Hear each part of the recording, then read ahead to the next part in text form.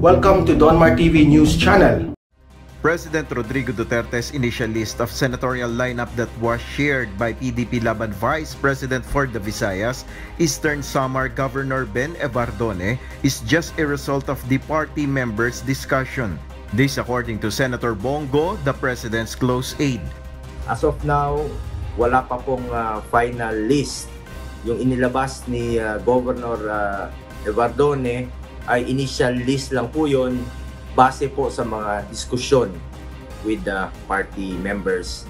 The senator said there are indeed some cabinet members and some politicians who wants to be included in the senatorial slate of the president.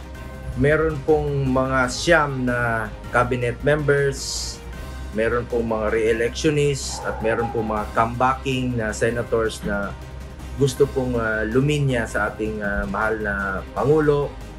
At meron din pong mga baguhang pangalan na gusto pong sumama sa Senate slate ng ating mahal na Pangulo. Based on the initial list shared by Evardone, included in the lineup are MMDA Chairman Benhur Abalos, PCOO Secretary Martin Andanar, PACC Chairman Greco Belica, Labor Secretary Silvestre Bello III, DICT Secretary Gringo Onasan, Cabinet Secretary Carlo Nograles, Chief Presidential Legal Counsel Salvador Panelo, Presidential Spokesman Harry Roque, Transportation Secretary Arthur Tugade, DPWH Secretary Mark Villar, Senator Mig Zubiri, Antique Representative Loren Legarda, JV Ejercito, Rafi Tulfo, and Willie Revillame. Congresswoman Legarda confirmed she will run for senator and will campaign with Senator Mig Zubiri. Napagdesisyon na namin na dahil magandang aming samahan at shared advocacy sa Senado ay cross-party lines dahil ako naman ay NPC, siya ay independent at ang ibang kasamahan namin ay iba't ibang partido pero we will be campaigning together when possible. For his part, Secretary Roque says he wants to focus first on his task. Sa ngayon po, nakatutok po tayo sa ating katungkulan. Tayo po'y bumalik bilang spokesperson sa panahon ng pandemya dahil naniniwala tayo na kinakailangan ng factual at accurate ang mga information ng taong bayan sa panahon ng pandemya. The palace spokesman assures that incumbent officials can take advantage of their position for the upcoming elections. Alam niyo naman po, meron talagang specific prohibitions kapag yung mga taong ito ay tatakbo na. As soon as they file their certificate of candidacy, which is months ahead of elections, more than 6 months, kinakailangan po sila magbitiw sa kanilang pwesto para walang undue advantage. It doesn't necessarily mean na exclusive, dahil kung gusto silang i-adapt ng ibang partido, okay lang. Walang problema. It's up to them. Pero sa tingin namin, sila yung may mga karapatan. Sila yung may mga na bumalik sa Senado. Inilabas na ni Senate President Vicente Sotto III ang inisyal na listahan ng mga posibleng komandidato sa pagkasenador na susuportahan ng Lacson-Sotto tandem.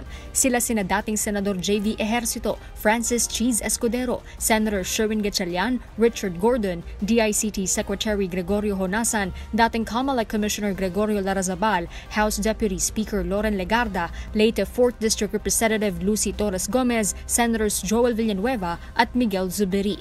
Ayon kay Sotto, nakausap na niya lahat maliban na lamang kay Senator Gordon pero hindi pa niya pinal ang listahan dahil posible pang may mga magbago ng isip at umatras sa pagkasenador.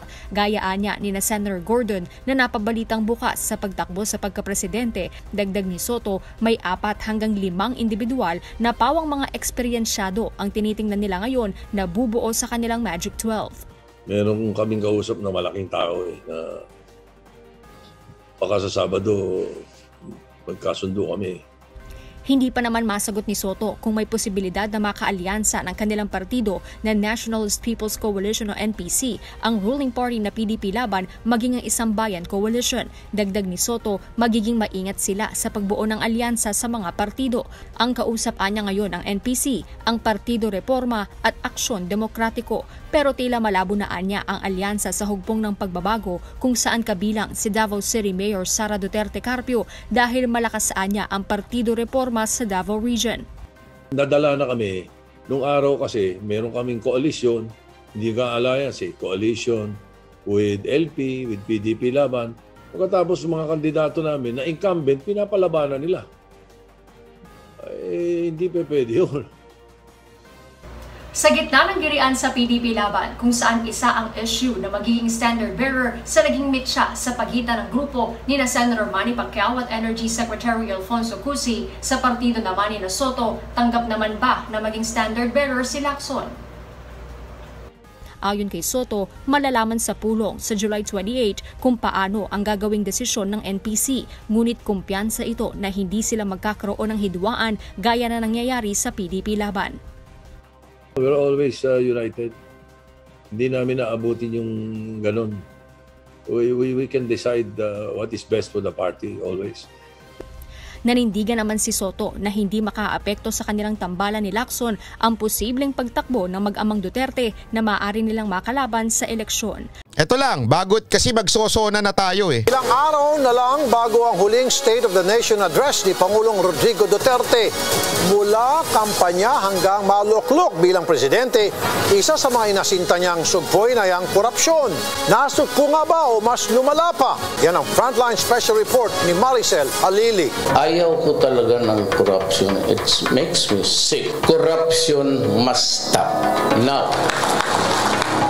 Alam nyo kung bakit ito pilalalabas to ngayon? Kasi may nilabas ang pag-aaral ng Ateneo na keso hindi daw naman natupad yung ganyan-ganyan, ha?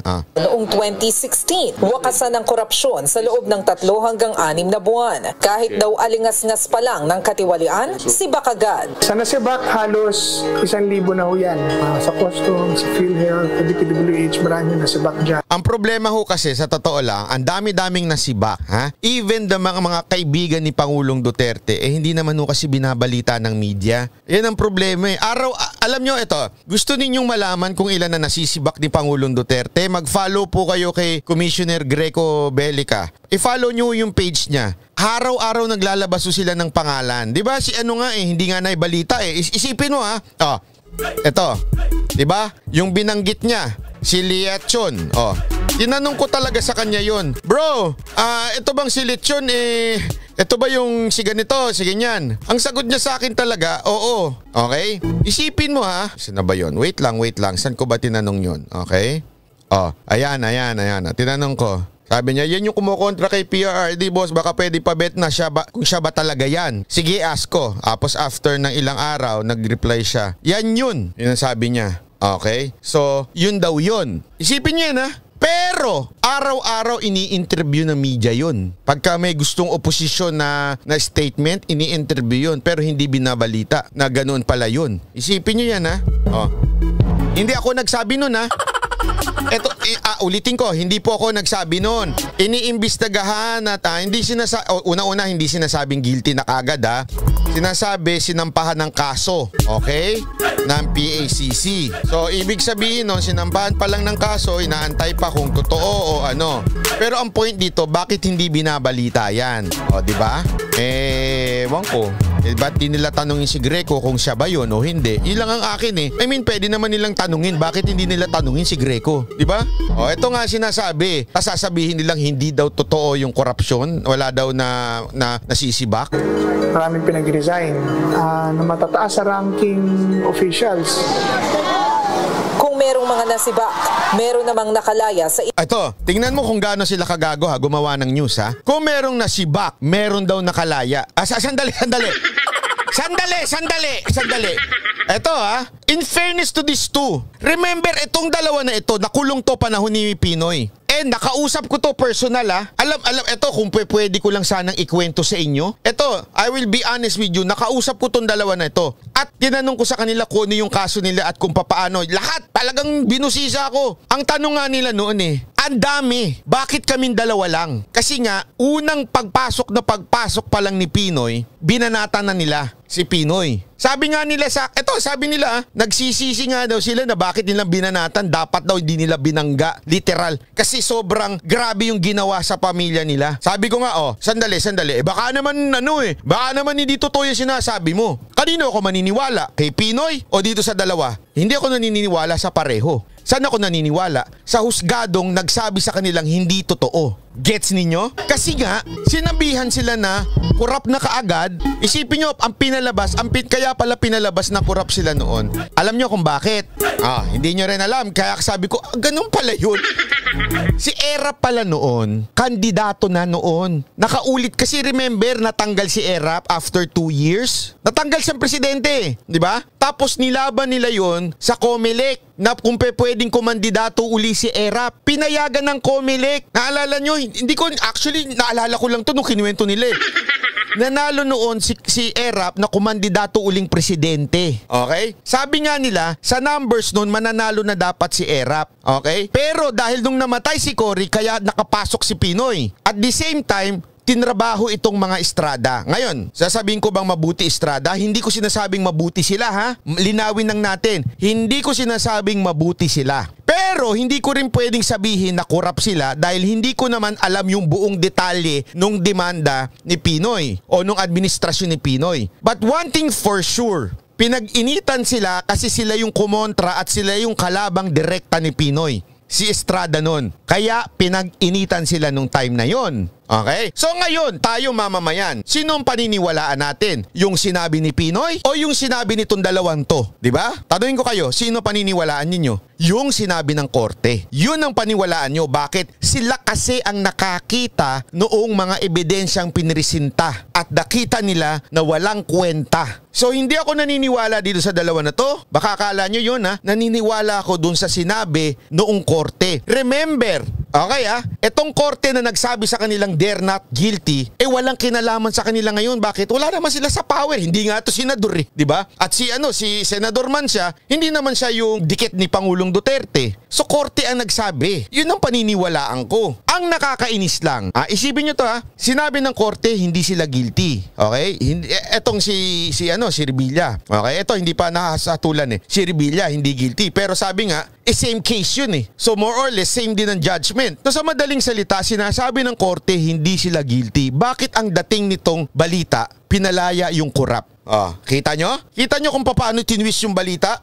Sa ranking official. Sinasabi dito, marami na ipakulong. Ngunit, marami ring napalaya. Sandali, yun lang pakulong.